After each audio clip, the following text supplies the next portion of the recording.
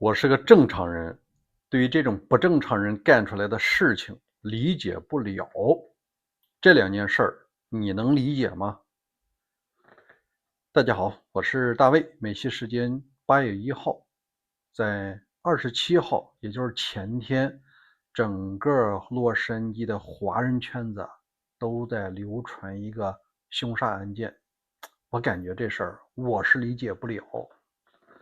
那是晚上10点多，在我们这儿有个华人区叫罗兰港，不叫奇诺港。这个城市啊，本来挺好的，房子也比较新啊，学区也很好，大概呢有1/3吧是华人。这里面就有一位60多岁的华人呢，遇上事儿了。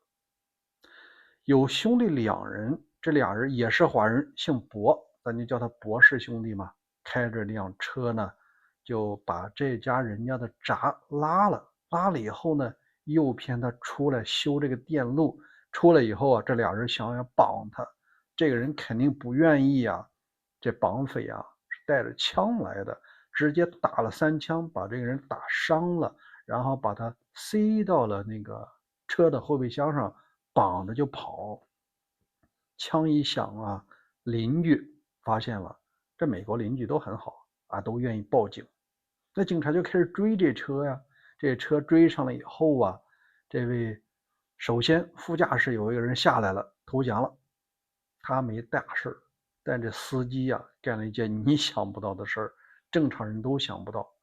他拎着一把枪下车以后，不顾警察的劝阻啊和警告，直接打开后备箱，就把那个人质一枪毙命。他开枪了，警察哪想到这个呀？所以说啊，直接又把他给算是处决了吧。这个事儿啊背后的原因你想不到，根本没有什么深仇大恨。根据官方披露的消息，包括华人圈流传的事儿啊，这个是经济的纠纷。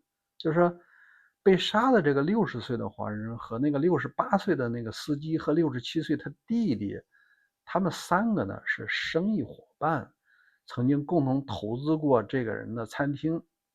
据说呢，这个餐厅可能是没赚什么钱，这个是可以理解。你就像中国那个老贾，西贝那老板，他这10来年实验了各种产品，最后都没赚钱，都失败了，还是干回他的老本行。你看看，老江湖干了半辈子，都不一定保证每一个餐馆都能成功。然后呢，他就希望能够把投资款要回来。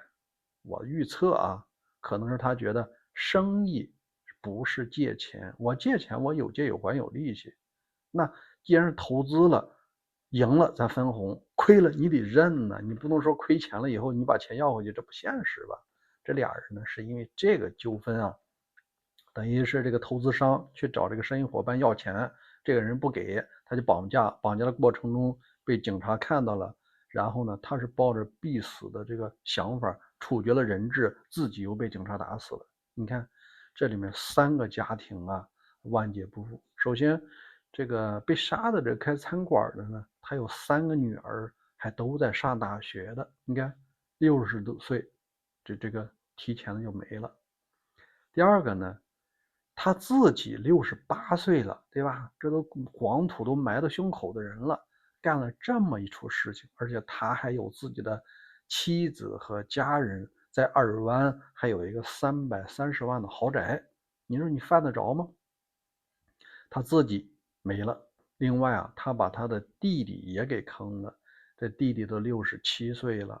虽然说他不至于死罪，但是按照加州的法律，你只要参与了绑架，这事儿也得10几年，这基本上下半辈子这10来年在监狱里度过了，这不等于3个家庭全没了吗？所以我感觉啊，这个事儿我理解不了。同样呢，是今天下午，在美国西部有一个叫爱达荷州，离我们这儿也不远，也发生了一件匪夷所思的事情。就是加州有个非常棒的汉堡快餐品牌呢，这里面有一个女店员被枪击了，我推测一下，不一定对，因为现在警方还没有完全发布。枪手拿着一个步枪，叫 AR 步枪，这步枪能装好几十发子弹呢。因为在那个州呢，属于是红州，就是持枪比较自由。他拿着枪进去以后，就枪杀了这位女性的店员。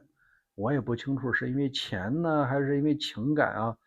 但是这个时候啊，他的一位同事看不过去了，直接拔出自己的手枪和他对射。这人发现，反正我想要杀的人杀完了，我开始往外走啊。往外走了以后，走到停车场，又对一辆特斯拉Model Y 进行了扫射。我不知道这车是不是这位女士的，还是说路人的。扫射完了以后，又对其他的车辆进行了射击。而这个时候有另外一个人路过，他有枪，他把这个行凶者给杀死了。据官方通报，已经有4个人死掉了，也有很多人受伤。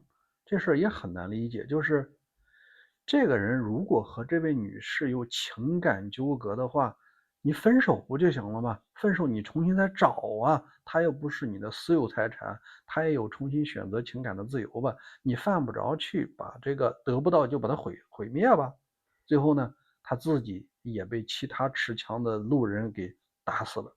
这两个案子，我觉得这2天很郁闷的一点就是，无论是情感问题还是这个钱的问题，它的意义是什么呢？就住在尔湾那个人，他住着300多万房子，有一个幸福的家庭，又有自己有生意，听说还在帕萨蒂纳投资了2000万美元有栋别墅。你看，他不缺钱，他也不缺爱，他就为了那个治那个气，最后3个家庭全毁灭了。包括今天这位白人男子把一位女性给杀了，然后自己也被杀了。他图的是什么呢？所以这2件事我现在都没有完全理解是什么意思。如果你有心理学家，或者说你能明白他们为啥要这么干呢？你可以在留言区留言。我给大家分享一下我在中国的时候认识的一位朋友啊，他现在已经去世了。他是中国昆剧界的一位泰斗级的人物。不说他的名字了啊，是国家一级演员非物质文化遗产的继承人。他的徒弟当过昆剧院的院长。他曾经有一段时间呢跟我交往因为忘年交嘛，那时候我可能是30多岁他已经是70、80岁了。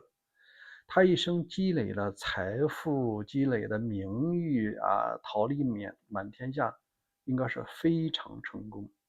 等他老年的时候医生确诊说他患了癌症了。但是我发现这位非常成功者他明显他是害怕了。因为我们去医院看望他的时候，他说医生肯定给我诊断错了，肯定搞错了。我看望他大概1个多小时吧，他给他的学生们这句话可能说了有10几遍，他都不知道他自己在说什么。你看一个70、80岁的人，有这么多成功的人，他仍然在留恋生命和留恋这个世界。大家还是觉得年纪轻轻钱也好，感情也好，还是说名誉那些东西都可以慢慢积累，没有必要是因小失大。好吧，今天就聊到这儿，感谢各位，明天再会。